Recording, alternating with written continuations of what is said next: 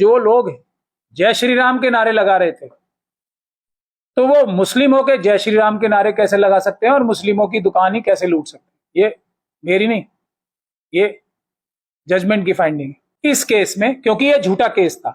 कोई विटनेस इन्हें प्राप्त नहीं हुआ, कोई अक्यूज प्राप्त नहीं हुए, जबकि इसी एफआईआर में यह था कि सैकड़ों लोगों ने हमला करके ये सब काम किया, तो उन्हें कोई नहीं मिला। और दूसरी बात यह कि कोई विटनेस नहीं मिला, एक कांस्टेबल को झूठा विटनेस बनाया गया, उससे झूठ बुलवाया गया, इन लोगों के नाम गलत लिखवाए गए, ये सब भी जजमेंट का हिस्सा है। 25 तारीख की ये घटना थी, जो कि भजनपुरा करावल नगर मेन रोड पे, मेन शेरपुर चौक पे दानिश साहब की एक दुकान लुटी थी, उन्होंने कंप्लेंट कराई थी। उसी के साथ इन्होंने बहुत दूर दूर की, मैं बता रहा हूँ, जो 27 आईओ बता रहे हैं और असल में वो 24 निकली, तो वो दूर दूर की जगहों की भी जो मुस्लिम कम्युनिटी की ज्यादा कंप्लेंट्स थी उसको इसके साथ मर्ज कर दिया। और ये असली मजे की बात यह है कि उस पर इन्वेस्टिगेशन ही कुछ नहीं किया, ये जजमेंट ने फाइंडिंग दी कि भ्रष्ट अधिकारियों ने अरेस्ट किसे किसे किया। एक मुस्लिम की दुकान जलाने के लिए आकिल अहमद को अरेस्ट किया, रईस खान को अरेस्ट किया, इरशाद को अरेस्ट किया। यानी कि जो पुलिस खुद कह रही है कि दंगे जो थे दो पक्षों के बीच में हो रहे थे, जिसमें ये पुलिस की जबान में बता रहा हूं, एक पक्ष हिंदू था और एक पक्ष मुस्लिम था, उसमें यह दिखाया कि मुस्लिम पक्ष ने ही मुस्लिम की दुकान लूट ली और इसके लिए एक मोटी चार्जशीट बनाई। लेकिन वो चार्जशीट भी झूठी थी, वो तफ्तीश भी झूठी थी, और दिल्ली पुलिस के वो अधिकारी, ना सिर्फ वो आईओ बल्कि दूसरे भी जो सीनियर ऑफिसर्स थे, वो भी झूठ बोल रहे थे, एक साजिश करके मुस्लिम कम्युनिटी के लोगों को फंसा रहे थे। ये इस जजमेंट से साबित हुआ है। बात सिर्फ यहीं नहीं रुक जाती कि दानिश की दुकान जली और 3 मुसलमानों को ही उसमें मुलजिम बना दिया। करीब आईओ जो साहब थे उन्होंने बोला कि 27 लोगों की कंप्लेंट्स और जो है वो भी हमने इसी में मर्ज कर दी। अब ये 27 लोग तो कौन थे या नहीं थे, आईओ साहब ने इतनी कैजुअली इन्वेस्टिगेशन की कि 27 के 27 कंप्लेंट्स भी चार्जशीट में फाइल नहीं की, सिर्फ 24 कंप्लेंट्स चार्जशीट में फाइल हुई। ये 24 कंप्लेंट जो फाइल हुई उसमें से 21 कंप्लेंट्स भी मुस्लिम कम्युनिटी के द्वारा की गई थी, मतलब उसमें कंप्लेनेंट मुस्लिम कम्युनिटी के थे। और उसके लिए जज साहब ने यह फाइंडिंग दी है, और इस केस में भी यह फाइंडिंग आई है कि पहली चीज तो मुझे ये जज साहब की जबान में है कि यह बात हम समझने में नाकाम है कि जो लोग जय श्री राम के नारे लगा रहे थे, तो वो मुस्लिम होके जय श्री राम के नारे कैसे लगा सकते हैं और मुस्लिमों की दुकान ही कैसे लूट सकते हैं? ये मेरी नहीं, ये जजमेंट की फाइंडिंग है। तो पहली बात तो हमारी वो सच साबित हो रही है कि ये झूठे मुकदमे बनाए गए, और आरएसएस और दूसरे जो हिंदू राष्ट्र के मानने वाले हैं, जो हिंदू राष्ट्र के टिपिकल नारे लगा रहे थे, उनको बचाने के लिए इन्वेस्टिगेशन की गई। जज साहब ने भी अब ये फाइंडिंग दे दी है। वो हैरान, जजमेंट ये हैरानी दिखा रही है। दूसरी बात यह कि 21 लोग, दूसरी महत्वपूर्ण बात यह, 21 नहीं 24 लोग, इनके बारे में, इनकी कंप्लेंट्स के बारे में, जो उनमें से कुछ कंप्लेंट्स बाय नेम भी थी कि इस व्यक्ति ने हिंदू राष्ट्र जैसे नारे लगा, जो ये बजरंग दल, विश्व हिंदू परिषद और ये दूसरे हिंदू सेना, इस तरह के लोग जो नारे लगाते हैं ना, वही नारे लगाते हुए, कम्युनल नारे लगाते हुए आगजनी की, दुकानें लूटी, लोगों को मारा पीटा। तो ये 21 के 21 या 24 की 24 कंप्लेंट्स में कोई इन्वेस्टिगेशन नहीं की। एक ही केस में उसे क्लब करके 21 लोगों की शिकायत को जमीन के पटल से हटा दिया गया, खत्म किया गया।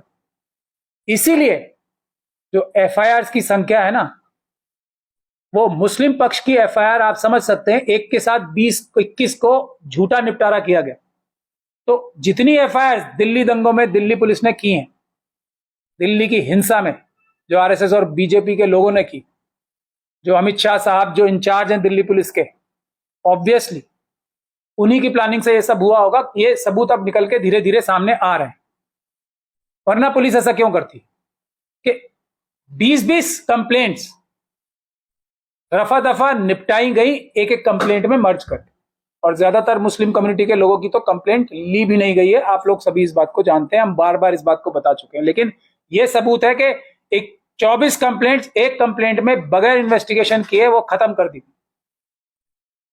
तो ये सारे सबूत हैं, और जो जजमेंट है वो इस बात के लिए बड़ा दुख दिखा रही है कि ये ऐसा काम हुआ। और दूसरा डायरेक्शन क्या दी है कि ये जो 24 कंप्लेंट्स हैं, ये डीसीपी साहब को दूसरा ऑर्डर जज साहब ने स्पेशल पास किया। डीसीपी साहब को ये डायरेक्शन दिए कि ये 24 की भी आप इन्वेस्टिगेशन अलग से करेंगे। कब करेंगे? आज जब 3 साल से ज्यादा गुजर गए। अब उनमें क्या सबूत बचे होंगे, कितना विटनेसेस को इसमें धमकाया गया, खुद पुलिस द्वारा कितना गवाहों को धमकाया गया, ये कह के कंप्लेंट्स नहीं ली गई। जिसने भी नाम लेके कंप्लेंट करने की कोशिश की मुस्लिम समाज के व्यक्ति ने, उसकी कंप्लेंट ली नहीं गई। तो कितने लोगों के साथ ज्यादती, जुल्म ये अमित शाह साहब की लीडरशिप में दिल्ली पुलिस के भ्रष्ट अधिकारियों ने की है, उसका एक जीता जागता मिसाल आ गई है। और इसीलिए हम सब लोगों को बाबा साहब डॉक्टर भीमराव अंबेडकर को और उनके संविधान को धन्यवाद देना चाहिए कि न्याय संविधान से मिलेगा, चाहे कितने भी मुश्किल हालात हो। तो हम सभी लोगों को संविधान पे और आस्था रखनी चाहिए, लेकिन हाँ, संघर्ष होगा। अब हम इन भ्रष्ट अधिकारियों के खिलाफ, इसमें मजे की बात यह है कि आईओ साहब ने इस बात को माना है कि ये क्लबिंग जो हुई है सीनियर ऑफिसर्स के कहने पे हुई है।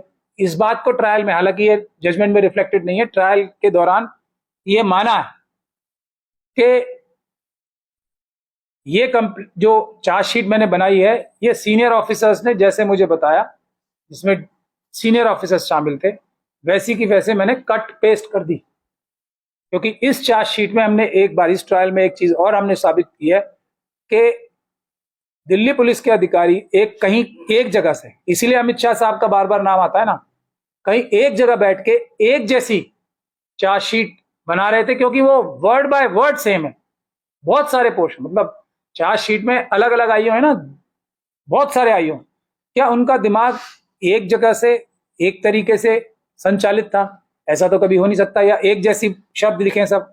तो ये कट पेस्ट जॉब भी सीनियर अधिकारियों के कहने से हुई है, ये भी इस ट्रायल में एस्टेब्लिश हुआ है। और अब हम आईओ साहब ने अपनी जिरा के दौरान इतने ज्यादा, उन्होंने खुद अपने अपराध मान लिए कि हाँ, ये काम मैंने गलत किया, ये काम मैंने गलत किया, कि एक दिन तो ऐसा भी हो गया कि जब आईओ ने ये कहा, और ये जज साहब ने ऑब्जर्व किया इसमें, at this stage witness seeks adjournment for 2 days stating that his mind is not working and he will depose after 2 days in fit condition of mind.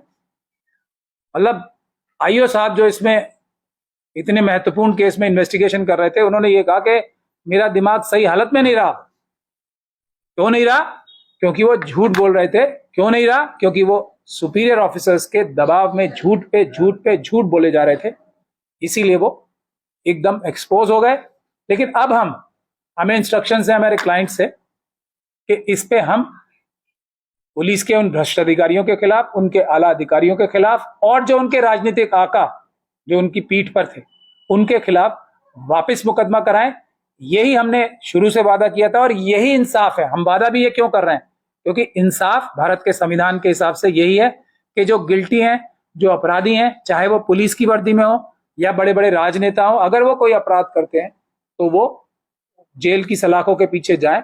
उसकी शुरुआत हम इस केस में बहुत जल्दी अब पुलिस के भ्रष्ट अधिकारियों के खिलाफ और उनके राजनीतिक आकाओं के खिलाफ, और जो हिंदू राष्ट्र बनाने के लिए जो तंजीमें, संगठन काम कर रहे हैं, उनके खिलाफ भी इस केस की बुनियाद पर वापस केस करेंगे और उनको उनकी सही जगह जेल भिजवाने के लिए अपनी असली जो संघर्ष है उसको शुरू करें। इसकी जो इन्वेस्टिगेशन है उसके बाद टिप्पणी की है, उन्होंने कहा कि ये एक पॉइंट ही काफी है कि कोई गवाह नहीं मिला, एक पुलिस का इन्होंने गवाह बनाया और वो भी झूठा साबित हो गया।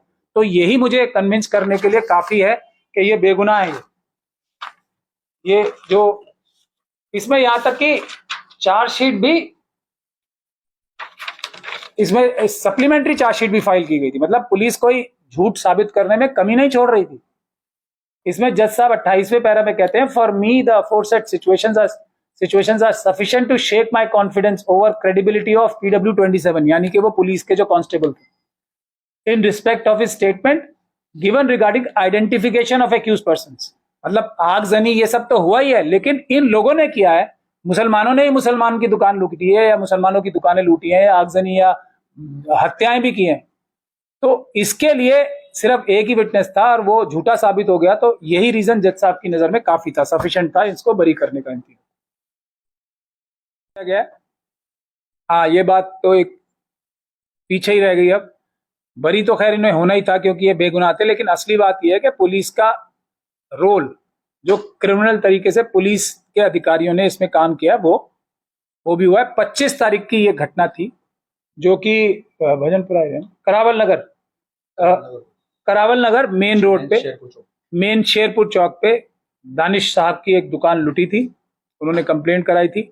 उसी के साथ इन्होंने बहुत दूर दूर की, मैं बता रहा हूँ जो 27 आईओ बता रहे हैं और असल में वो 24 निकली, तो वो दूर दूर की जगहों की भी जो मुस्लिम कम्युनिटी की ज्यादा कंप्लेंट्स थी उसको इसके साथ मर्ज कर दिया। और ये असली मजे की बात यह है कि उस पर इन्वेस्टिगेशन ही कुछ नहीं किया, ये जजमेंट ने फाइंडिंग दी। ये तीनों लोग पकड़े गए थे जिनका मैंने नाम बताया, उसमें आकिल अहमद, रईस खान और इरशाद, ये तीनों लोग पकड़े गए, काफी दिन तक जेल में रहे, उसके बाद इनकी जमानत हुई और आज ये बाइज्जत बरी भी हुए हैं। और ये भी साबित हुआ है कि इन लोगों को झूठा फंसाया गया। मजे की बात इसमें यह है कि इसमें पुलिस को इतनी मेहनत और इतनी कोशिश के बाद भी, इसमें अमित शाह साहब ने जो पार्लियामेंट के पटल पे भी कहा था कि हमने फेस रिकग्निशन टेक्नोलॉजी की बहुत महंगी टेक्निक खरीदी है। ये होम मिनिस्टर साहब ने बोला था पार्लियामेंट में, यही दिल्ली के जो हमले आरएसएस और बीजेपी के लोगों ने करवाए थे कि हम एक एक अपराधी को पकड़ लेंगे। तो ये फेस रिकग्निशन टेक्नोलॉजी, दूसरी टेक्नोलॉजी, दिल्ली पुलिस की एक बेहतरीन से बेहतरीन अफसर मिलके भी इस केस में, क्योंकि ये झूठा केस था, कोई विटनेस इन्हें प्राप्त नहीं हुआ, कोई एक्यूज प्राप्त नहीं हुए, जबकि इसी एफआईआर में यह था कि सैकड़ों लोगों ने हमला करके ये सब काम किया, तो उन्हें कोई नहीं मिला। और दूसरी बात यह कि कोई विटनेस नहीं मिला, एक कांस्टेबल को झूठा विटनेस बनाया गया, उससे झूठ बुलवाया गया, इन लोगों के नाम गलत लिवाए गए, ये सब भी जजमेंट का हिस्सा है। तो जब कोई गवाह नहीं है, गवाह मिलेगा कहां से, क्योंकि गवाह हो ही नहीं सकता था, कोई भी गवाह होता तो वो झूठ ही बोलता, तो झूठ बोलने के लिए भी कोई गवाह नहीं मिला। तो एक पुलिस के अधिकारी को, एक कांस्टेबल को ही इसमें गवाह बना दिया गया झूठा, और उसकी गवाही पे इनके खिलाफ ये चार्जशीट फाइल की गई थी, जो कि अब झूठी साबित हो गई। गवाह और थे, लेकिन वो गवाह इन तीनों को देखने के नहीं थे।